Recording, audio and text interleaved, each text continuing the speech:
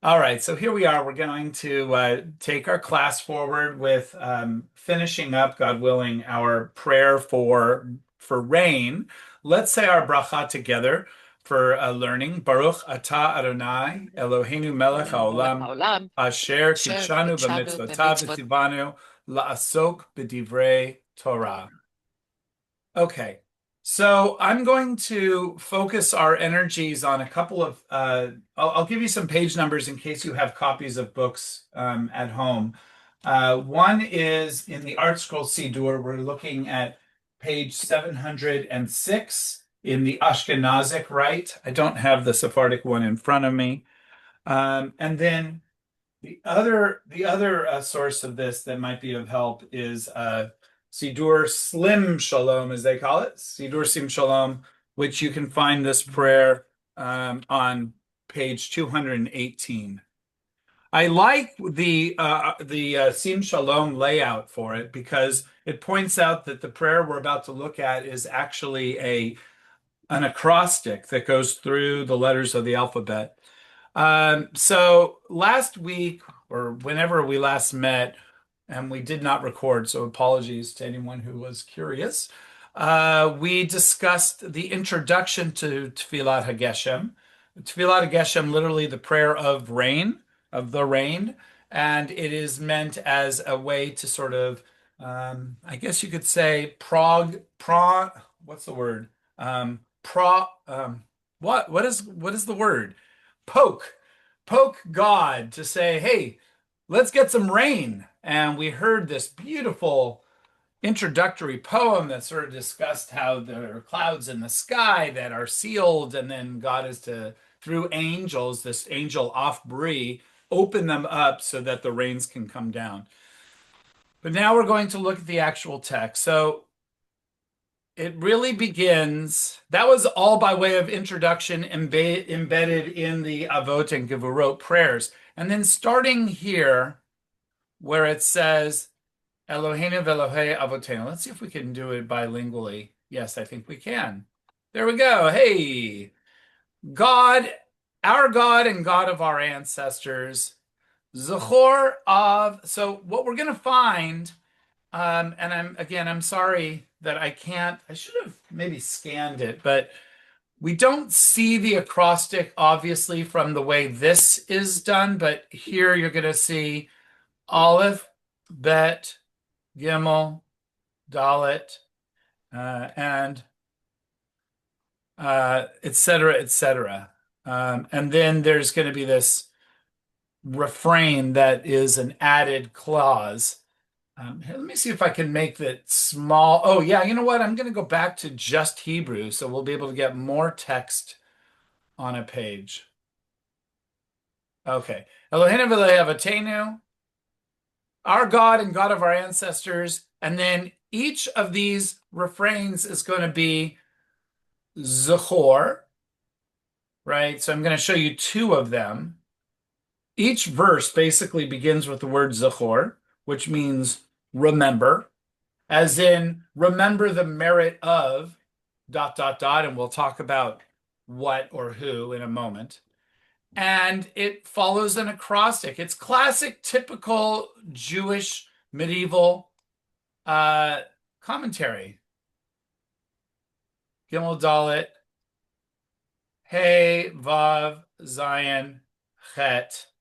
Let me just confirm that it has all the letters. Tet, Yud, Kaf, Lamed, Mem, Nun, Samach, Ayin, Pei, Tzadi, Kuf, Re, Shin, Sin. Actually, it has Shin and Sin and Tav and Tav. Okay, but you'll see that each line, each stanza begins with a sentence that sort of defines it. I'm trying to give you the outline so you can see what is ultimately the pattern that we're going to be focused on. So Zion Chet, and then along those lines, after Chet, we have Bitsid Kochon Chashrat Maim. And we'll talk about that because the other little pattern here is that before each stanza, there's a sentence, Ba'vuro al timnamayim, and then Bitzidko Chon Chashrat Mayim, and then back to Ba'avuro Al Timna Mayim, Bitzidko Chon Chashrat Mayim. So each of the stanzas ends with a clause alternating between these two phrases. Okay, so that's the structure. Now let's actually look at the text and what is being discussed. Zechor, that's a command. A command. Remember. Av nimshach achareha kamayim. Let me put the translation back in. So now that we see what the pattern looks like, now we can discuss the content. Okay, but I wanted to show you the structure because, you know, structure matters. It's a way in which we create a meter to our holy texts. It's a mnemonic device, right? It's a pattern, and there is a hyper obsession with these patterns. So and I shouldn't say hyper because that sounds negative. A super commitment to these patterns. So Zachor av nimshach achareha kamayim. Remember the father or the patriarch who was drawn after you like water. Okay. So another piece of the pattern that we haven't yet discussed in terms of the layout is kamayim, palge mayim, mi mayim, kol mayim, and then every chorus will end with bavuro altim na mayim, or the other bitzi kochon hashrat mayim. So mayim, mayim, mayim, mayim. Probably that's the inspiration behind the Israeli song, as I say. So remember the father or the patriarch who was drawn after you like water. And look, there's a little footnote that's going to tell us who that is. Anybody have an idea of who that might be referring to? Maybe before we click on that, we can discuss it a little more by reading more about it, because we are really looking at just this for a patriarch. Okay. Any guesses so far without looking ahead? Matriarch. It's a matriarch, but Rivka, when the Matriarch. Where are you getting a matriarch? When the servant came and she gave him water, he picked her to be the wife. That's a reference to Isaac. But here it's, who was drawn to after you, not who drew water. I don't know. She was But drawn. nice guess. Okay. Okay. Well, I appreciate, that's a good one. Keep that in your back pocket because I have a feeling we might see it. Okay. So you're not specifically correct here, but you are right to draw such imagery because we're going to see that all through. So remember the father, the patriarch, the ancestor who was drawn after you like water. We don't really know what that means yet. Berachto ke'etz shatul al palgei mayim. His blessing is like a tree that is planted on the streams of water. Okay. His blessing is like a tree, right? So clearly he was blessed. That's why they have it as you blessed him, even though that's a terrible translation. Okay. Ginanto hitzalto me'esh umimayim. Ginanto, you protected him, or you were a shield. You shielded him. Like Magain, right? A star. Ginanto, his shielding. His being saved from fire and from water. So what's going to be a challenge here is that this goes into Midrash. Does anybody know of a patriarch who had anything to do with fire? Who was rescued from fire? Okay, well, we're going to go back to that, but I'll tell you who the villain of the story that is not in the Bible but is part of Midrash is Nimrod. Okay, and then drashto bizarro al kol mayim. Um, his being, yeah, maybe I'm saying it wrong. Maybe it's not his this or that. It's more like um, you, right? Because oh yeah, it is because it's barakta oto. So and it's genanta oto. You blessed him like a tree. Okay, you guarded him, um, and you guarded him. You saved him from fire and from water. Um, you sought him out, right? Darash, like a midrash, bizarre o with his seed, right? All kol mayim on all the water.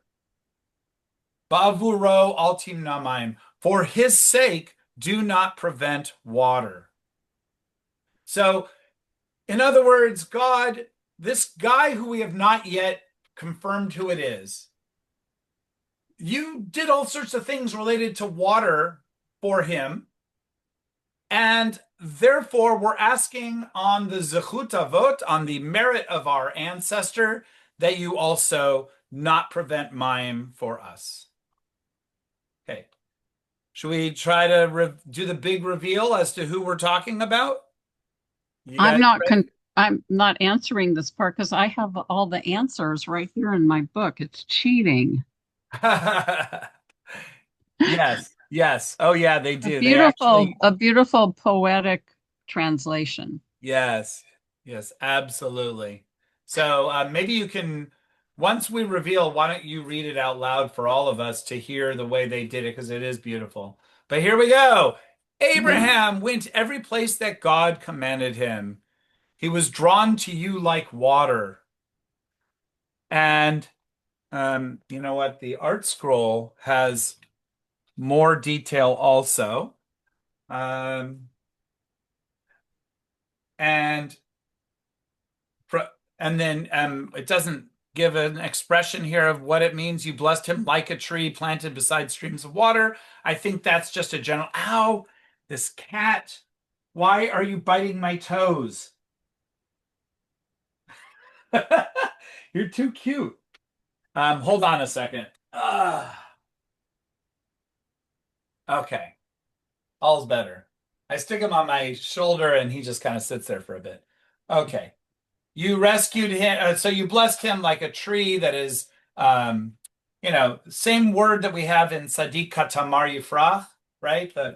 Oh my God, the righteous. Um,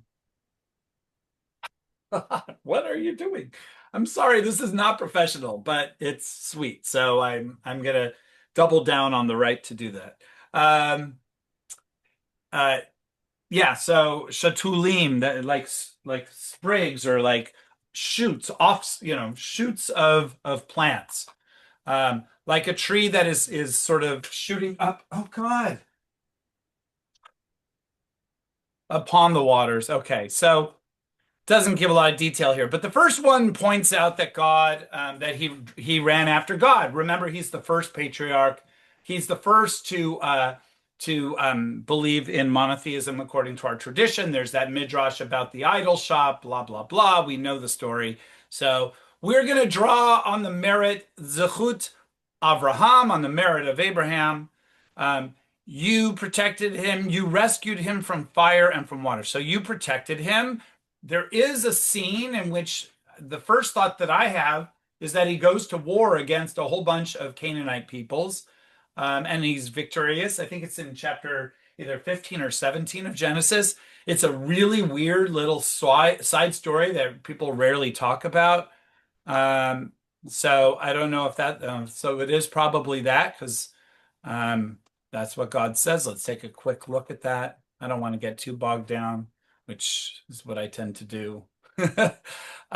So chapter 15, I think it's Bain Bitarim. It's the covenant of the pieces, actually. So maybe we won't look at that. And then escape from fire and from water. That's the story of, the water that threatened Abraham on his way to Mount Moriah to sacrifice Isaac. But I thought of the story of Nimrod throwing him into like a fiery furnace, just like Daniel later on. Okay. but you get the pattern here. You sought him out when he sowed beside all water. So yeah, one idea is that he was tested. So they have as a translation, you tested him. How, and then beside all waters. Okay. So, and then the main piece is Ba'avuro altim namaim, for his sake, for the sake of Abraham. Because you loved Abraham, you need to love us and give us water. That's the basic theological commitment that out of the Zechut Avoda, the merit of our ancestors, the Jewish people, because of the greatness of our ancestors, we are entitled to protection. So, Sylvia, you want to read how they translate this particular stanza? Okay. Remember Abraham, his heart poured out to you like water. You blessed him as a tree planted near water. You saved him when he went through fire and water. For Abraham's sake, do not withhold water. That's interesting. They left out one verse. The same pattern for each of the patriarchs. Yes, except that interestingly, they're not translating the fourth of the four sentences in this poetic translation. That's really interesting. If you notice, it just says, for Abraham's sake, do not withhold water. But the first part of that sentence, that's Hebrew, it says, Darashto bizarro al kol mayim, which we might translate as, you sought him with his seed upon all the water, or something along those lines. So anyway, very good. Let's go on to the next dude. Yes, and I said dude. Zechor hanolad bivshurat yukach na ma'at mayim. Remember the one who was born with bisurat, with the news. He was taken with a little bit of water. Okay, let a little water be brought. The birth of okay. So we know, since we have Abraham, let's just know that this is going to be Isaac, because it's going to follow a pattern. Let a little water be brought, and then in Genesis 18:4, it says the birth of Isaac was foretold when Abraham offered the three angels a little water. Right? Remember, there are three people. They say angels here. Three people who come by. I think it's kind of parallels in Christianity with the three whatever they are, wise men, who knows, the people who come to the manger or whatever. That's not my story. I don't know. Anyway, remember the one whose birth was foretold when Abraham said, let a little water be brought. Let's do a fast look at that, a really fast look at that, if it pops up fast enough. Come on. Any comments while we're doing that?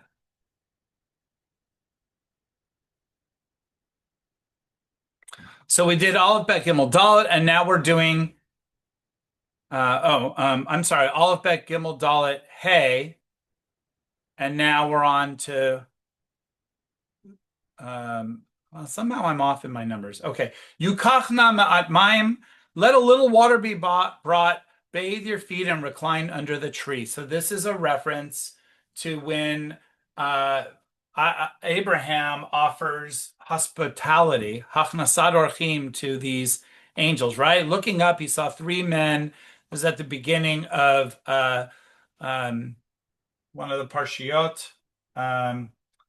Hold on a second, I'm getting a call. Okay, Kat. So he's trying to practice radical hospitality in this. And it's a reference to that moment when the angels are basically, or these people are going to essentially say, you're going to have a child, and everybody laughs, and that's how we get Isaac. So, and then, oh yeah, that was Hey, right? And now we're going to do Vav, which, the Sachta Lehoro, L'Shachato, Lishpoch damo kamayim. you spoke, or you had a conversation with his father, to his father, the father of the patriarch we're referring to slaughter him, to pour his blood out like water. That's a pretty clear expression of Akedat Yitzchak, the binding of Isaac. I think that's pretty clear, right? Because God tests Abraham, and Abraham is told to go kill his son. That son is Isaac, and that's the reference here. Okay. Ziher gam hu lishpoch lev kamaim.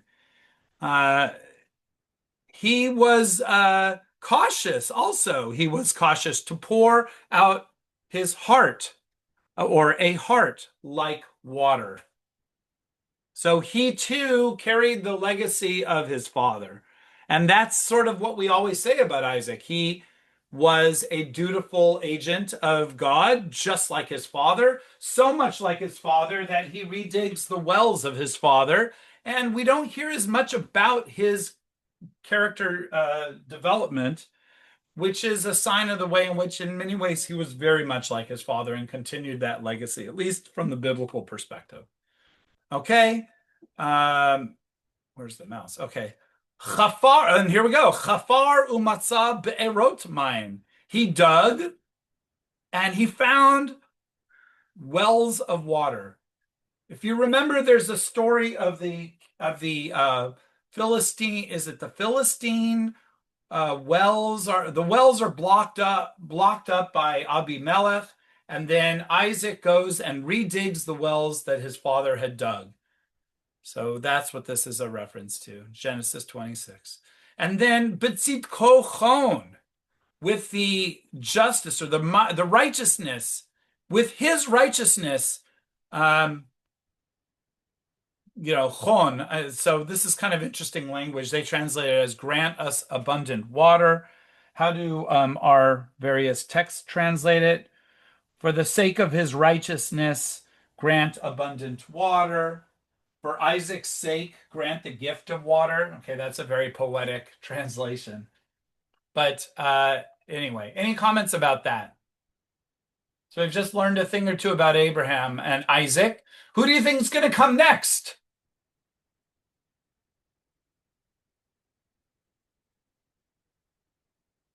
So we already know the pattern. So who are we going to see right now? It's going to be Jacob.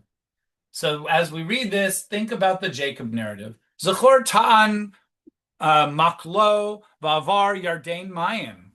Remember the one who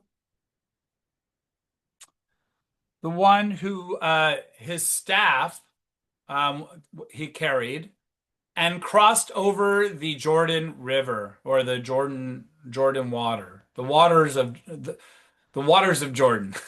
So who went over the Jordan waters, or it's actually the Yabok? I think it's the Yabok, which I guess is a tributary of the Jordan River. I can't remember now. But who that is Jacob. Jacob said, "For with my staff I passed over this Jordan." So it was the Jordan River. That was chilly and cold. It's this term that in many ways is why we are referred to as Ivrim, as Hebrews, because we pass over this body of water, right? And Ivrit is Hebrew. Ivrit, Ivrim, Ovrim, people who cross over. Va'avar Yarden Mayim.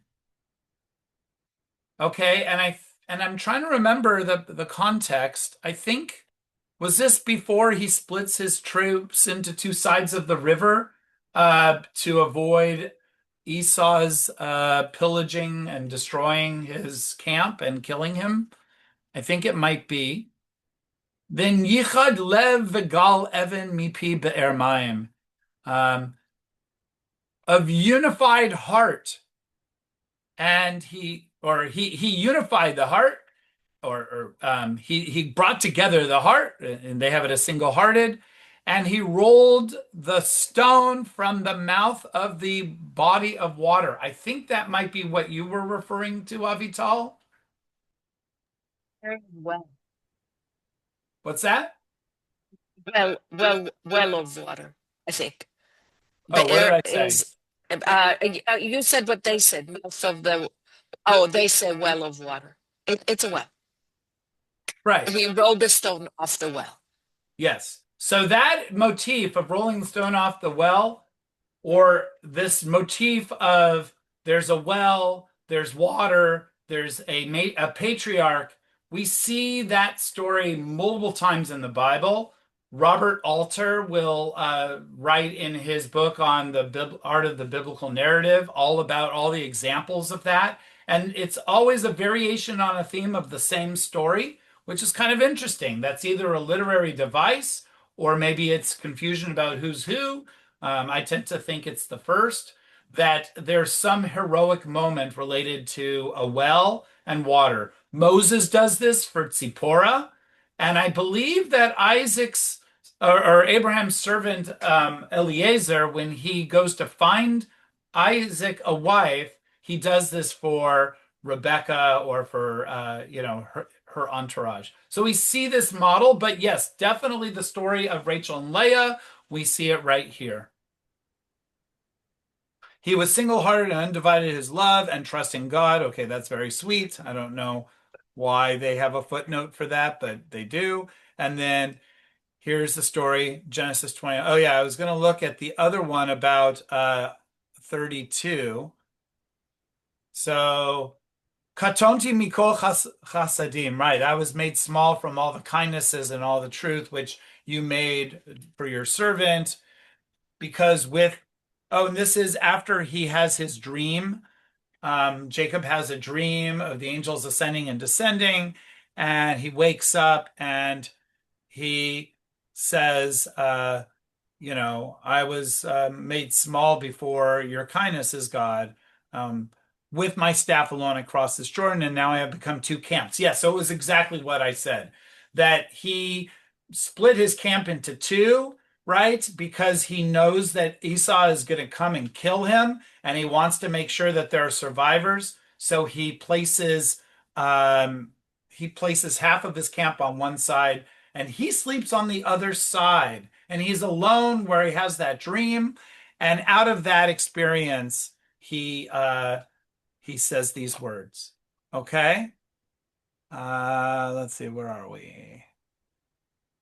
And so that's what's referenced up here about the Avar Yarden Maim.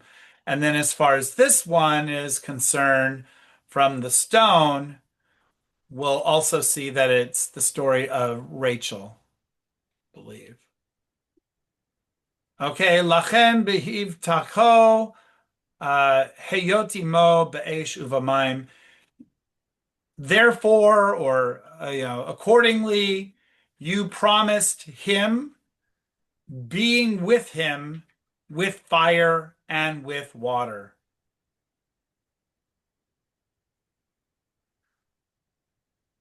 And so that's just, it seems like a general passage referring to the book of Isaiah. When you pass through waters, I will be with you. When you walk through fire, you will not be burned. So it's not specific to Isaac. Let's go back to the verse that is specific to Isaac, where he rolls the stone away. Right, while he was still speaking with them, Rachel came with her father's flock, for she was a shepherdess. And when Jacob saw Rachel, the daughter of his uncle Lavan, and the flock of his uncle Lavan, Jacob went up and rolled the stone off the mouth of the well and watered the flock of his uncle Lavan. So here he's playing heroics, The gentleman. He's a gentleman. Yes, he's a a fine gentleman. Okay. And that's the Bain Bitarim. We were talking about that for Abraham. I'm just closing some of this out. Okay. Ba'avuro altim namaim. Once again, for his sake, for the sake of Jacob, do not withhold water. Do not prevent water from coming and filling the space. Okay? We're at 9:34. I'm moving way too slow. Especially because we just did Abraham, Isaac, and Jacob. What about who's going to come next? Well, they give you the answer on the screen, but that's Moshe. unfortunately. Yeah, Moshe is all about being in the water. Yes, so it's not a surprise. So let's continue it next time, and we'll learn a little more. Are you enjoying this? I love this kind of stuff where the rabbis make references to different parts of the sources, and it's kind of like a puzzle or a guessing game. You have to figure out what on earth is being referenced. So, all right, we'll see you next week at this same time. Thank you. Have a good day, everybody. You too. Bye bye.